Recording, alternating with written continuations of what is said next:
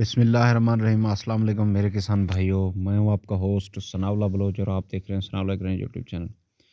तो आज के इस व्लॉग में आप जान सकेंगे कि गंदम के चौथे या तीसरे पानी पर जब गंदम सीटा निकाल रही हो तो कौन सी खाद देनी चाहिए। तो मैं जैसा कि आपको अपनी पिछली वीडियोस में बता चुका हूं कि यार आप सारी खादें देते रहते हैं, बार-बार यूरिया और डीएपी देते रहते हैं, लेकिन एक ऐसी चीज़ है जिसको आप भूल जाते हैं और वो है पोटाश।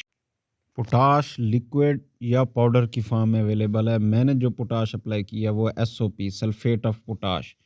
ये 7 स्टार का प्रोडक्ट है और ये प्रोडक्ट 1 एकड़ के लिए है जिसका टोटल वज़न 25 किलो है। आप इसको 1.5 एकड़ यानी 1.5 एकड़ पे भी आप इसको अप्लाई कर सकते हैं। और इसके साथ इसमें होता क्या है, ये सल्फेट ऑफ पोटाश है जिसमें सल्फ़र और पोटाश का मिक्सचर है। इसको जो है हमने फर्टिगेशन ड्रम के ज़रिए फर्टिगेट करना होता है।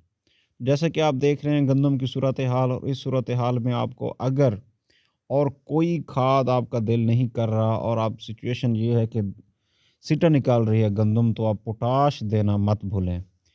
और एक बात और याद रखें, अगर गंदम छोटी है या गंदम की बढ़ोतरी अभी जारी है तो साथ में 1 एकड़ में 10 किलो यूरिया और 12 किलो पोटाश का मिक्सचर जो है आप फ्लड करें। इंशाल्लाह आपके गंदम के दाने का साइज़ जो है बढ़ेगा और आपकी अच्छी पैदावार गंदम आपको देगी। वास्सलाम।